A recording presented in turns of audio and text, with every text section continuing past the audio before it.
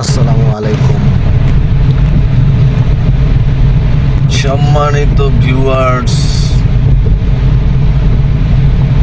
Elevated expressway বৃষ্টির মধ্যেও মানুষ, ঢাকা শহর বৃষ্টি হলে কিন্তু জ্যাম হয় প্রচুর, কিন্তু আলহামদুলিল্লাহ যখন ছিল না তখন আমাদের ধানমন্ডি থেকে এয়ারপোর্ট যেতে 1 থেকে 1.5 ঘন্টা সময় লেগে যেত। আর এখন মোটামুটি যারা ওভার স্পিডে চালায় তারা মোটামুটি 15-20 মিনিটে চলে যেতে পারে,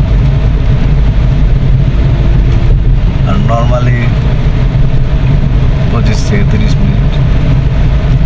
তাহলে আপনার 1 ঘন্টা সময় বেঁচে গেল।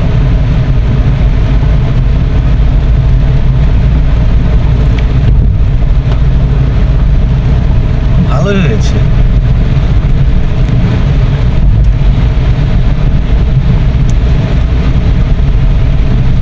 একটু নিরিবিলি ঠান্ডা মাথায় যাচ্ছি,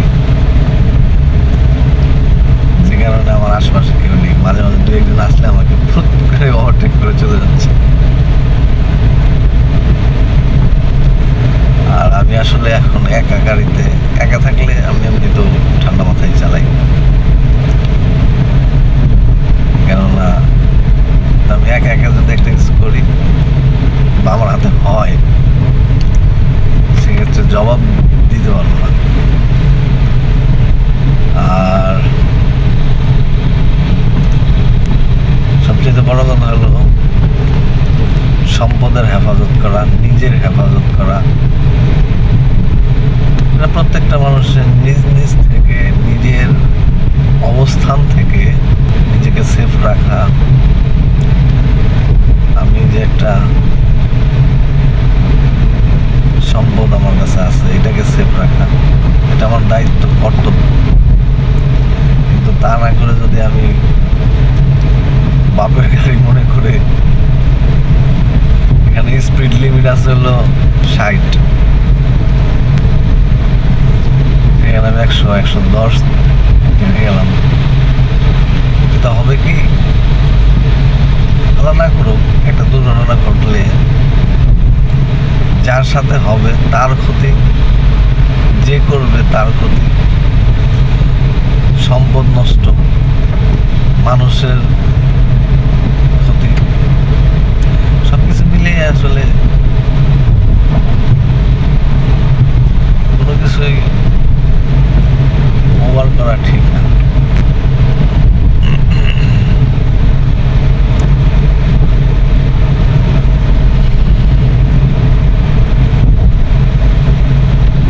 কি লাভ? নর্মালি গেলে যে জায়গায় হয়তো 25 থেকে 30 মিনিট, আপনি ওভার স্পিডে চালাইলে 15 মিনিট, তাহলে কয় মিনিট বাঁচাইছেন? 10 মিনিট।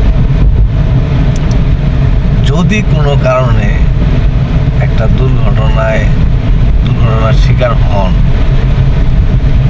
এই যে 10 মিনিটের জন্য আপনার অনেক কিছু হয়ে যেতে পারে। তাহলে কি দরকার 10 মিনিট বাঁচানো? অনেক হয়তো ভাববেন মুখে মুখে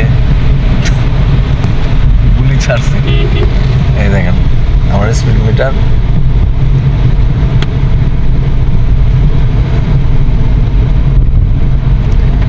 50, 60, 55 এর মধ্যেই রাখার চেষ্টা করি। ধন্যবাদ সবাইকে, ভালো থাকবেন। আসলে বৃষ্টি হচ্ছে, নাইলে